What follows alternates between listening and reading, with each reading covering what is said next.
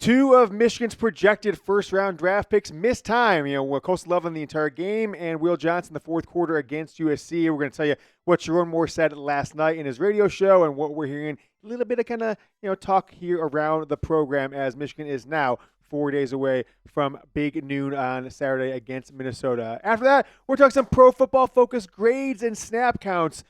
Who's making it happen, where the snaps going, who's playing well, and that'll lead into who's hot and who's not for this Michigan football team. There's 3 or 4 players that I think are just not getting it done, and highlight a couple guys that potentially could be deserving of more playing time. You are watching the Michigan Football Report by Chat Sports. As always, I am your host, James Yoder. Welcome into the show. I'm joined by young Harbaugh, Jack Lotteray. Jack, we should have done something. We didn't film yesterday, guys. It's Jack's birthday yesterday. Go down in the comments. Wish him a happy birthday. HBD Jack, HBD, young Harbaugh, YH, whatever you want to say. Wish Jack a happy birthday. And win yourself $25 about midway through the show. We're going to give you guys this week's chance to win $25 via Venmo. No winners yet so far this year. We've done it 3 of the first 4 games, so you don't want to miss out. So make sure you watch about the 7 or 8 minute mark of this show. Let's talk about Colston Loveland. Let's talk about Will Johnson. Now, Sherrone Moore said last week, right around this time, he said, we expect, Colston, pretty could have played. He's doing good. He's trending well. It seemed like he was going to play,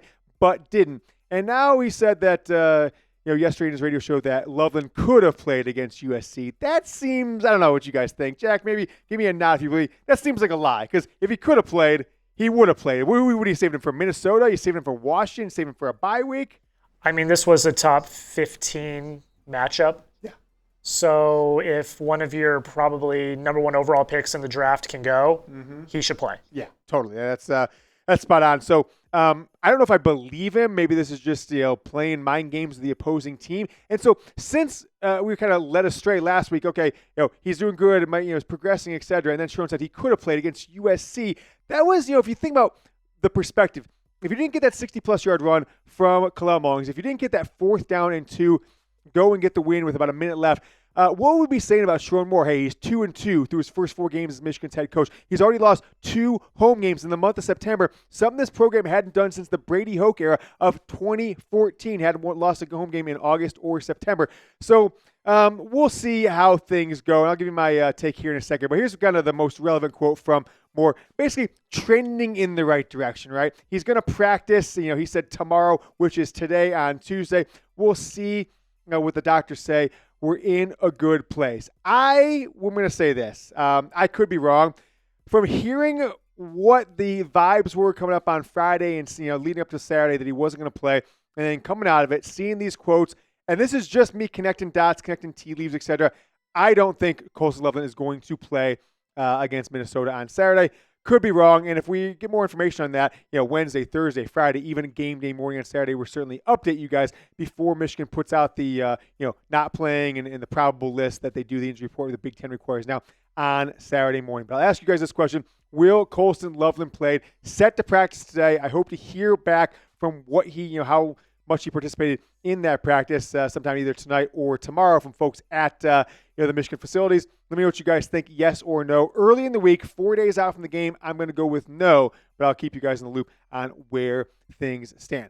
So that is Colston Loveland, right? So we had a good, Marlon Klein played pretty well in his absence, had a key catch, got Michigan down to, a 1 yard run needed for a first down on the final drive. Next play, Colston Mullings explodes for the 60-plus yard run. So I think Klein is a decent player. Now, I have been told, and people looking at the tape, that Klein left the game after that last catch, the final completed pass that Michigan made on the day, and haven't got any update from him. If he is out, I think tight end is probably the deepest position on the team. Not really worried against Minnesota, but going on the road a week from now to Washington, a Washington team that's progressively getting better after an early loss to Washington State. I think they want to hold Colston Loveland, maybe Marlon Klein, around for that game. Guys, we are getting crushed in our September subscriber battle. We talked about this at the beginning of the month against the Alabama Football Report. Now, they've been doing live shows during all the Alabama games, and that's where about half those subscribers came. So we're already against,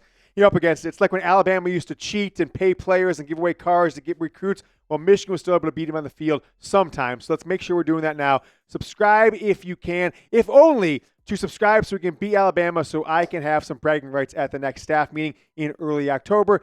Unsubscribe after that if you want, but we need to catch up. We are 204 behind Alabama, and we only have just about 1 week to go left here in the month. Next up is Will Johnson. Now, how about him? Seems like a record. I guess that makes sense that he's got his third pick six, which is the most in the history of this Michigan football program, right? So no one prior to him had more than two. So congrats to Will Johnson. Injured in the second half. Now, I think Johnson potentially is more likely to play, at least from my perspective, than Colston Loveland. But if you remember back last year, and Johnson, what he said in a couple interviews he's done this week already, he's done a few podcasts, etc., that he didn't break anything, that he'll be ready to go is what the words that came out of his mouth. But you remember last year, right? First 3 or 4 games of the season, I think Johnson sat out 2 of them and maybe played 20 or 30 snaps in the third game last year. And that was when he was coming off an injury from fall camp. So Michigan has a history already of keeping Will Johnson out of the game. I don't think missing one more game or missing a full game is going to hurt any of his All-American stats or Jim Thorpe Award stats or anything like that. And from what we've seen from the Minnesota passing game, I don't really know if Michigan really has much to worry about from the passing attack, especially coming out of the game that Jair Hill had a pretty good game against USC. So no inside info on that, although he says he didn't break anything great, just got bruised up. Maybe he's not going to play because they want him 100% for the game against Washington. Then you've got a bye week after that. So if I'm putting money on it, I'm saying Colston Loveland, not going to play. I'm saying Will Johnson, unlikely to play, but we'll continue to update as we go on through the week. Coming up next, guys, I have some Michigan football stats that might shock you. But football season is here, and for me, that means long days at the office, and doesn't mean I have a ton of time to cook myself meals when I am at home. Thankfully, I have today's sponsor, Factor, to get me through the days and stay full even on game days. Fuel up with Factor's no prep, no mess meals. Meet your wellness goals in time for the football season thanks to the menu of chef-crafted meals with options like Calorie Smart, Protein Plus, and Keto. Factor's fresh, never frozen meals are dietitian approved and ready to eat in just 2 minutes. So no matter how busy you are, you'll always have time to enjoy nutritious, great tasting meals. If you are a guy, if you're single, you live at home, you've got yourself a job, you don't have somebody cooking you a meal when you get home, boom, Factor is the way to do it. I wish I had these when I was single, Jack. Luckily, I've got a wife now, etc. She's making me home-cooked meals. Not to humble brag or anything like that, but I would have been all over Factor, and I even am with that happening because of the time I'm spending here at the office. Make today the day you kickstart a new healthy routine. What are you waiting for? Factor has 35 different meals and more than 60 add-ons to choose from. Head to factormeals.com/MichiganChat50. That's code Michigan. Use code MichiganChat50 to get 50% off your first box plus 20% off your next month. Again, code MichiganChat50 at factormeals.com/MichiganChat50. That link is down in the comments. It is down in the description of today's video, as is the promo code. Make sure you use it, MichiganChat50. 50% off your first box plus 20% off your next month while your subscription is still active. Stats that might shock you. If you're not feeling great, if you're not feeling healthy, Jack, the stat that might shock you is that you should get with Factor meals. I love them. They're absolutely delicious and nutritious, 2 minutes or less. All right, let's talk about these stats, all right? Before we do, though, I do want to remind you at the end of the show, stick around for this. We've done the film analysis and looking at the PFF grades, etc., snap counts. There's some few players that aren't getting it done for this Michigan football team. But let's take a look at the offense. These are some shocking stats. Last year, on offense, on defense, the passing wasn't there. Maybe the rushing was better in 2022. But scoring and total yards and all these different things that Michigan has excelled at the last 3 years, they clearly are not getting it done right now. The number 109 offense in all of college football. Number 128 out of these are 133 total teams in passing. Maybe that's not a surprise. Rushing, okay, a couple back-to-back good games, number 31. And scoring, number 99. All right, Michigan, number 99 scoring offense in college football. Look, I mean, didn't have a single starter in the lineup on Saturday against USC that was in the starting lineup in 2023. So there are some growing pains, but I do still think that Sherrone Moore, Kirk Campbell made some big mistakes by not going after any quarterbacks in the transfer portal in the spring window, kind of after seeing what Davis Warren and Jack Tuttle and Alex Orji and others had going into this 2024 season out of spring practice. How about the defensive side? And this is where it's potentially even more shocking. Now, Michigan's got one of the top 6 or 7 strength of schedules in the country, 2 high-powered offensive minds with Texas and Sark, and of course USC, Lincoln Riley, but number 55 overall in total yards. They're excelling clearly with rushing yards at number 11, but passing 250 yards a game basically. That's not even in the top 100, and then scoring, something Michigan has basically been inside the top 10, if not inside the top 1 or 2 for the last 3 seasons. They're number 55 in the country. These are some shocking stats and some things that Michigan's got to clean up. I think they're lucky. One play here, on the opposite side of the ball. So this is a 2-2 team, probably unranked at that point, but everything's still in front of them. You want to know in the Big Ten. You got Minnesota coming up. You've got a chance to prove yourself on the road in a national championship matchup against Washington. Give Alex Orji 3 starts. See what happens going into the bye week. Maybe Jack Tuttle is healthy by then. But that's what we got coming up for this game. We've got Minnesota on Saturday. It's Big Noon. What's Big Noon doing, all right? What is Big Noon doing the last few weeks, right? Ohio State Marshall last week. Now it's Michigan, Minnesota, I guess. I know they're, each week there's like a draft between ESPN and Fox, and not ESPN anymore, but Fox and CBS and NBC, who gets these games, Big Ten Network. But this is 2 weeks in a row that Big Noon isn't really living up to it. But Minnesota is 2-2. You see there right there the stats. They are only giving up 12.5 points a game. We'll show you how they can accomplish that, being only 2-2 here in a second. But one thing I am shocked about, the stat I'm shocked about here, is that Michigan's a 9-point favorite. I thought it would be 13-14, but because that over-under, right, is only 36, that's the lowest I've ever seen it for a Michigan football team. I think it just kind of shows that these odds makers don't think that Michigan's going to be able to score much, but they also don't think that Minnesota is going to be able to score against Michigan. 5th home game of the year for Michigan before they go on the road next week against Minnesota. 5 of 8 home games this year. Now, Minnesota's had a home stretch themselves. 4 home games to start the year. They're heading on the road for the first time. They lost to North Carolina. Jack, look this up for me. North Carolina played JMU this past weekend. What was the score of that game, right? So Minnesota lost to North Carolina 19-17 to start the year. 70-50. So James Madison, right, who's head coach from last year, is now the head coach of the Indiana Hoosiers, who Michigan has in about a month from now, month and a half, I guess it is. They gave up 70 points, North Carolina did, 3 days ago against James Madison. We're only able to put up 19 points against Minnesota, so maybe that's okay. So they lost North Carolina, who then scored 50 but gave up 70 against JMU. Then they did 2 shutouts in a row, right? Rhode Island and then Nevada. So 48-0, 27-0, and then lost to the Fighting Cade McNamara's. When Cade McNamara in the Iowa offense put up 31 points, maybe you've got some struggles on defense. So I think Michigan might surprise people. I think the over-under total for Michigan is something like 23.5 I saw somewhere. So, 23.5 for Michigan, I think 13.5 for Minnesota. That's kind of where you get that total. I might lean towards the over on Michigan. Quick score prediction, Jack. I'm going to give mine. I'm going 27-10 Michigan, 1 point on the over. I want to know what you guys' score predictions are. Here's your chance to win $25 in Venmo. So go down. I'm going to pin this comment right below the video. So it'll be the top comment you see. Reply to that. Makes it easier for us. Make sure we don't miss it if you get in right before game time or anything like that. Make sure you say who's going to win. Don't say UM because they're both UM. Say Michigan, say Minnesota. Probably going to say Michigan. Give me a score prediction. It's got to be in before kickoff on Saturday, noon Eastern, and you cannot go back and edit it afterwards. If you edit it, we think you're trying to pull the wool over our eyes and pull one past us. Switch on the score after the game's over. Don't edit it. If you made a mistake, just delete the comment and re-add it. 1 comment per person. Go down and win yourself $25. Predict the score. Michigan, Minnesota on Saturday. Look, Michigan should win this game, but I think, as I said, all preseason long, all fall camp, the shows we did in the summer, this team is going to frustrate the hell out of us. I don't know what to expect on Saturday. I don't know if Donovan Edwards is going to be the starting running back. I assume it's going to be Clell Mullings. These receivers haven't done anything. Will Marlon Klein play? Will Colston Loveland play? Will we continue to have these same 5 offensive linemen? How many throws is Alex Orji going to make in this game after what? He threw 12, 13 times, whatever it was, against USC. I don't know what we are going to expect, but this team is going to frustrate us all year long. People were frustrated with the 30-10 performance against, who was it, against the Fresno State. Was it 30-10 as the final score? I think it was. Where Michigan was a 1-score game, right? I think it was 16-10 with 5-6 minutes left in the game. Michigan scores 2 touchdowns. Will Johnson pick 6. And then Arkansas State, Yeah, you're up against Arkansas State. Then you give up 2 touchdowns in the past few, 5, 6, 7, 8 minutes of the game. This team's going to frustrate us on, hopefully not on defense as much anymore, but certainly on offense. But I think they'll get it done.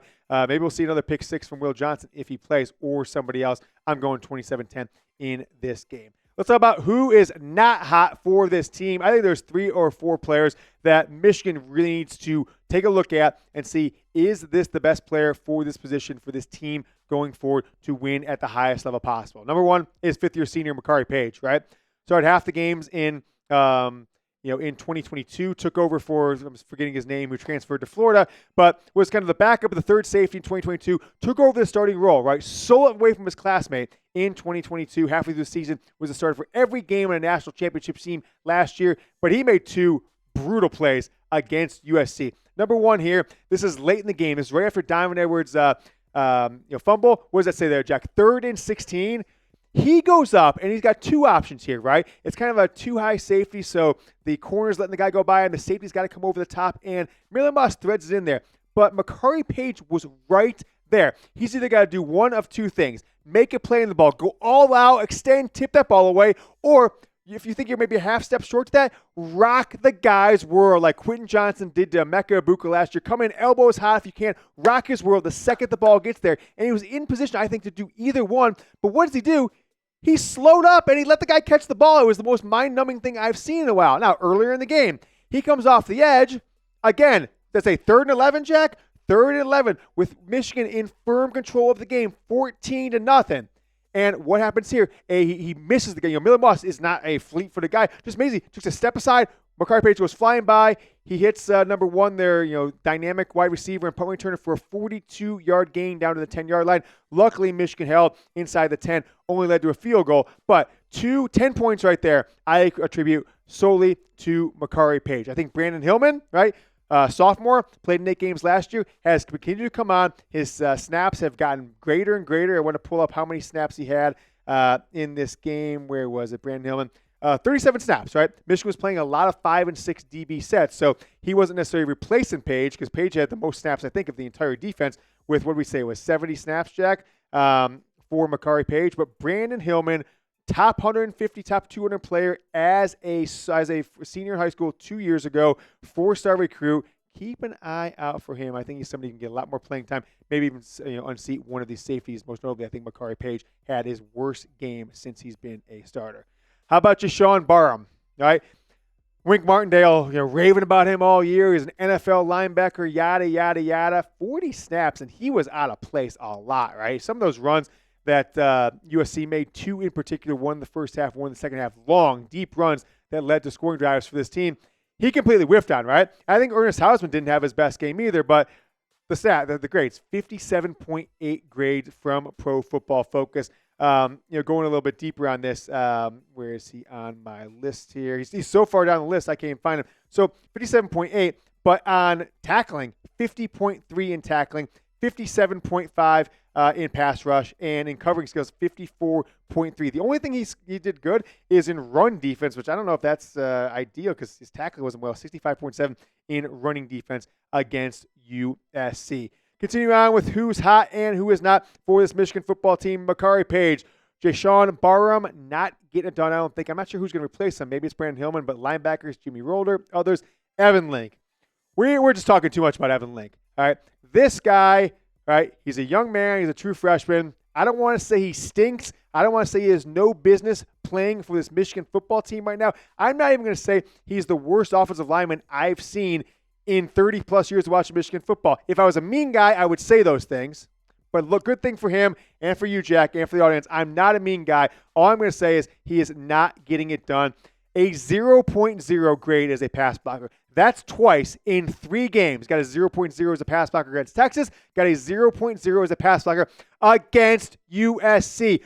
Who are the other linemen on this team if this guy is still playing? I get that he had a good fall. I could get that he had a good camp. He won the job. He is not getting it done. Just watch the right tackle, right? Watch the right of the quarterback. The third guy over, center, guard, tackle. Just watch how many times he gets beat. It is unacceptable. In the passing game, He's not really getting it done in the running game either. I think he needs to be benched, and someone else. There's got to be a sixth offensive lineman in this team that can step into the starting lineup, take over the right tackle job, because Evan Link is not getting it done. Reminder, we're in a subscriber battle.